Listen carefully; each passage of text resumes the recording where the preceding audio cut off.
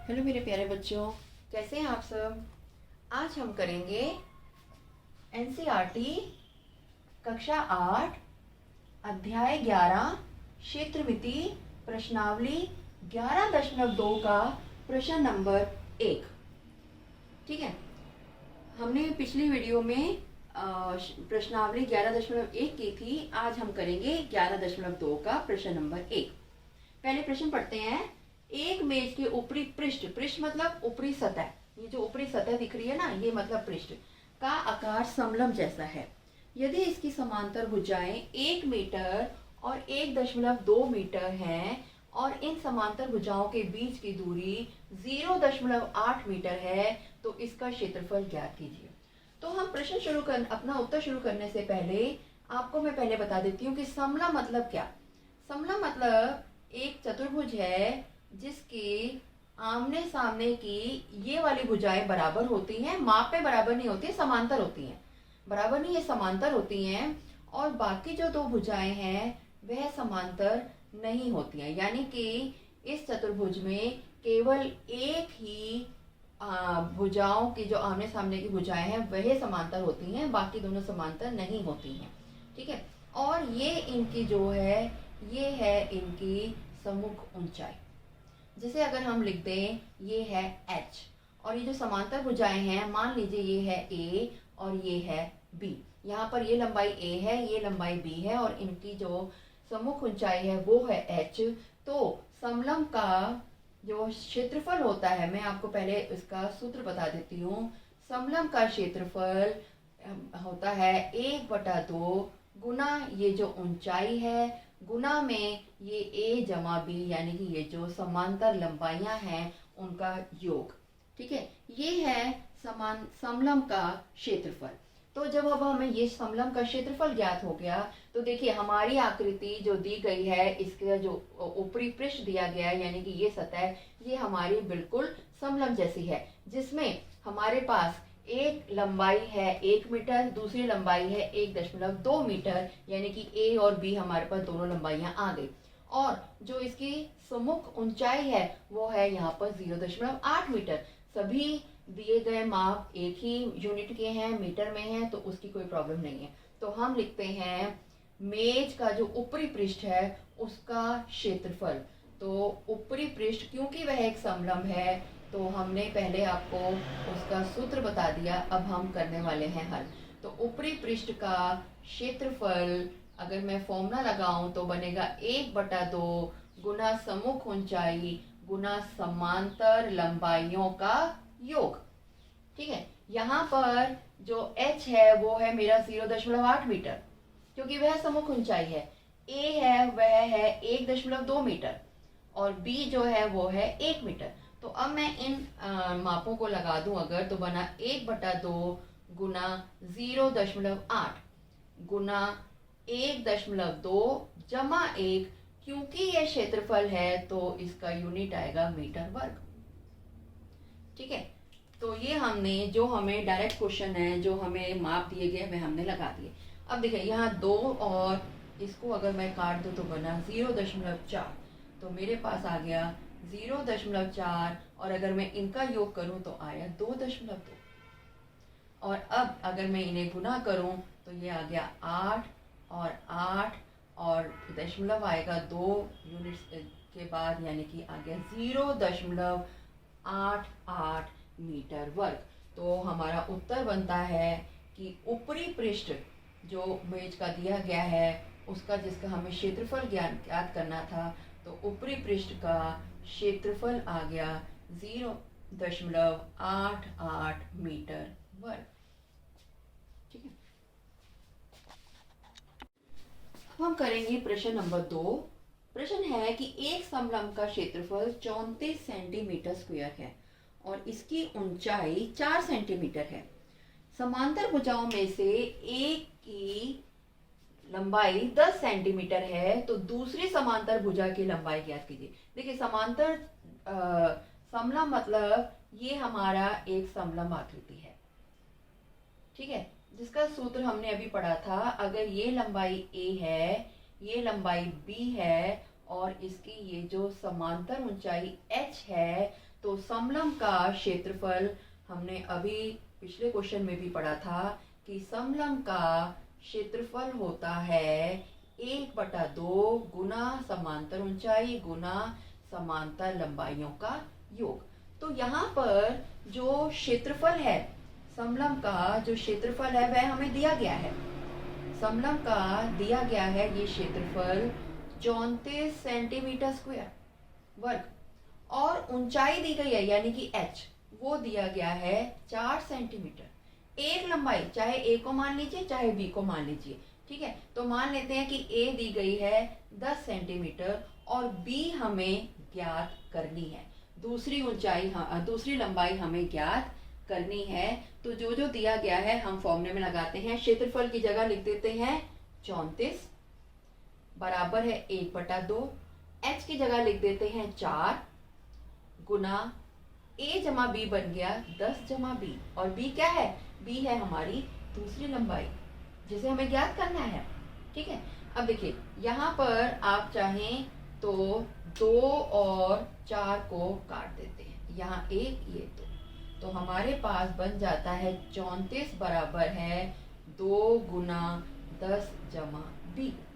अब 2 को अगर हम इस तरफ लाएंगे तो ये बनेगा 34/2 और बराबर हो गया 10 जमा b, यानी कि 17, और ये फिर 10 इधर आएगा तो 17 घटा 10 यानी कि 7। तो उत्तर आ गया कि दूसरी जो हमारी लंबाई ज्ञात करनी थी समांतर चतुर्भुज की, दूसरी लंबाई जो समांतर भुजाएं हैं वह उसमें दूसरी लंबाई है, दूसरी लंबाई बराबर है 7 सेंटीमीटर। तो ये हमारा उत्तर आ गया, ठीक है। देखिए सब कुछ दिया गया है प्रश्न में, क्षेत्रफल दिया गया है, ऊंचाई दी गई है, बहुत आसान है। सब कुछ सामने से ही दिया गया है, कुछ ऐसा नहीं है कि हमें किसी और से पहले एक चीज निकालनी है फिर दूसरी चीज निकालनी है। हमें सीधा सीधा अपने सूत्र को याद रखना है, सूत्र में लगा के कैलकुलेशन करनी है, तो हमारा उत्तर आ जाता है दूसरी लंबाई है 7 सेंटीमीटर। अब हम करते हैं प्रश्न 3। एक समलंब के आकार के खेत ABCD, ये चित्र आपको, आकृति आपको प्रश्न के साथ दी गई है, ठीक है। ये हमने प्रश्न में पहले से दी गई है तो इसलिए बना दिए।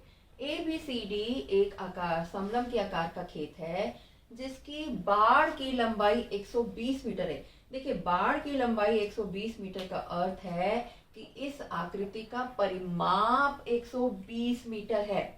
120 मीटर इसकी बाड़ की लंबाई है, जिसका अर्थ ये है कि इस आकृति का परिमाप 120 मीटर है, ठीक है।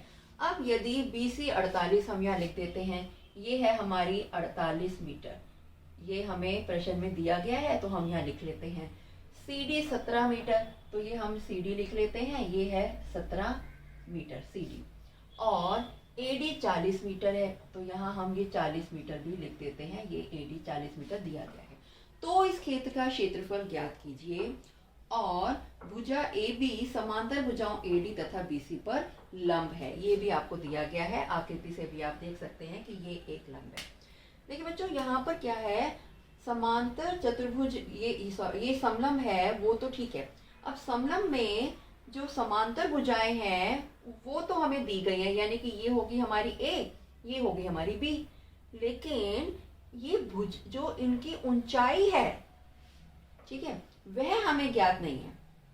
तो सबसे पहले हमें ये ऊंचाई निकालनी पड़ेगी, और वो कैसे निकाल सकते हैं, क्योंकि इस आकृति का हमें परिमाप दिया गया है।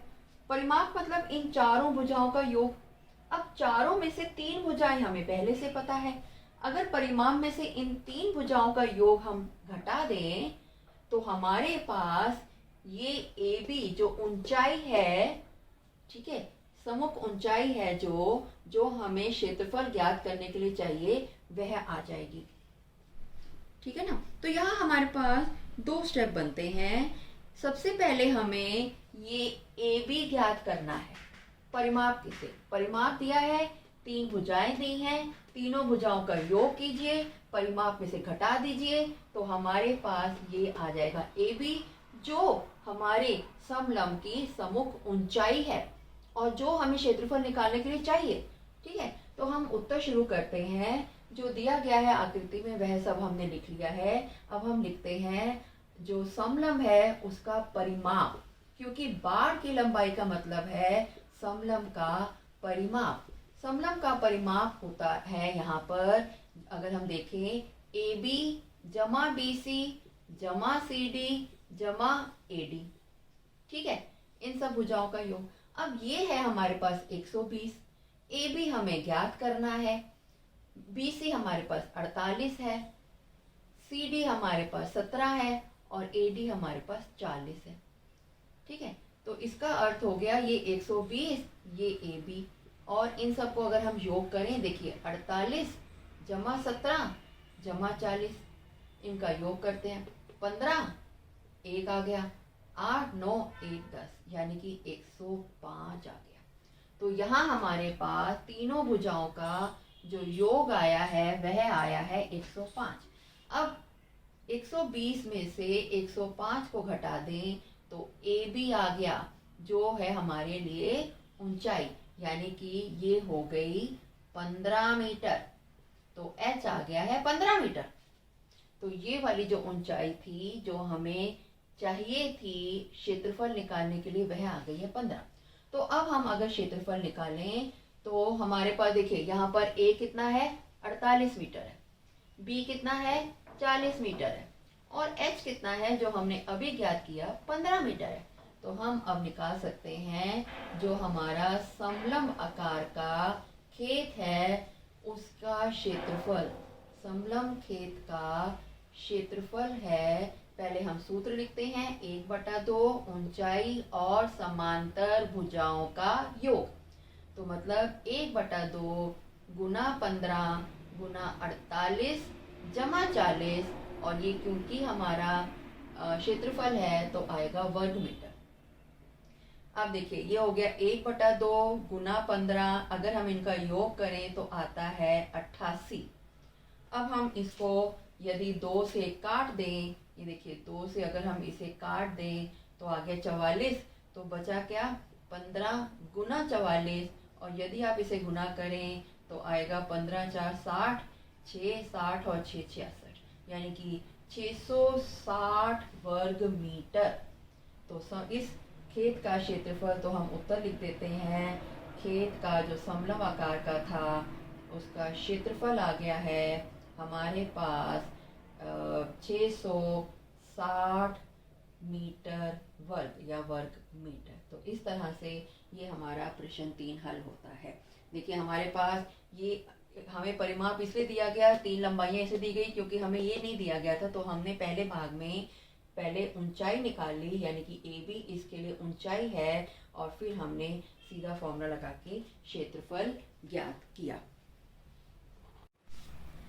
अब हम करते हैं प्रश्न 4, और प्रश्न 4 इस प्रकार है कि एक चतुर्भुज आकार के ये खेत का विकर्ण, ये है विकर्ण, ये है 24 मीटर, और शेष सम्मुख शीर्षों से, ये शेष सम्मुख शीर्ष हैं, इनसे विकर्ण पर खींचे गए लंब 13 मीटर और 8 मीटर। ये 13 मीटर है और ये 8 मीटर है, और ये आकृति भी आपको प्रश्न के साथ दी गई है। तो ये प्रश्न में आकृति दी गई है, हमें इसका उत्तर निकालना है, इसका क्षेत्रफल निकालना है। ठीक है, तो सबसे पहले मैं आपको बता देती हूँ कि एक चतुर्भुज जो इस आकार का है, ठीक है, ये जो हमारा एक चतुर्भुज है, देखिए इस तरह से एक मान लीजिए चतुर्भुज है, तो इसका ये जो विकर्ण है इसे हम मानते हैं D, ठीक है, और यहाँ से जो ये लंब आ गया ये माना H1, और ये जो लंब आया ये माना H2। तो यहाँ पर इस चतुर्भुज का क्षेत्रफल बनता है, ठीक है, पहले आप इसका सूत्र ज्ञात कर लीजिए तभी इसका फिर हम उत्तर करेंगे। ये चतुर्भुज का जो क्षेत्रफल है वह बनेगा 1/2 गुना विकर्ण यानी कि D, और गुना ये जो ऊंचाइयां दी गई हैं इनका योग। ठीक है, ये हमारा फॉर्मूला है। अब हम उत्तर ज्ञात करते हैं। तो यहाँ पर दिया गया है जो हमें प्रश्न में, क्योंकि आकृति में सब कुछ दिया गया है, उसके हिसाब से हम करेंगे। जो विकर्ण की लंबाई है, विकर्ण की लंबाई यानी कि D, वो दिया गया है 24 मीटर। ठीक है। अब ये जो हमारी ऊंचाई है h1 वो हमें दी गई है 13 मीटर और जो h2 है वो दी गई है 8 मीटर। तो हमारा जो क्षेत्रफल ज्ञात होगा, ये जो चतुर्भुज शेप है इसका क्षेत्रफल, चतुर्भुज खेत का क्षेत्रफल हम सीधा अपना ये फॉर्मूला मैंने अभी आपको बताया ये हम लगा देंगे, यानी कि 1/2 गुना 24 गुना 13 जमा 8 वर्ग मीटर। तो ये बन गया, देखिए आप यहाँ पर 2 और 24 को काट भी सकते हैं, ये 2 और ये 12 आ गया। तो हमारे पास बना 12 गुना 13 और 8 हो गए 21। अब अगर हम इसे गुना करें 12 से 12 तो देखिए बच्चों यहाँ पर हमारे अगर हम अभी से गुना करें तो 12 बन गया 12 1 24 और 1 25 252 वर्ग मीटर। तो ये जो चतुर्भुज है इसका हमारा चतुर्भुज खेत का जो क्षेत्रफल है वह आ गया 252 वर्ग मीटर। प्यारे बच्चों, अगर आपको मेरी वीडियो अच्छी लगी तो प्लीज़ इसे लाइक करें, शेयर करें और मेरे चैनल को सब्सक्राइब ज़रूर करें। बाय।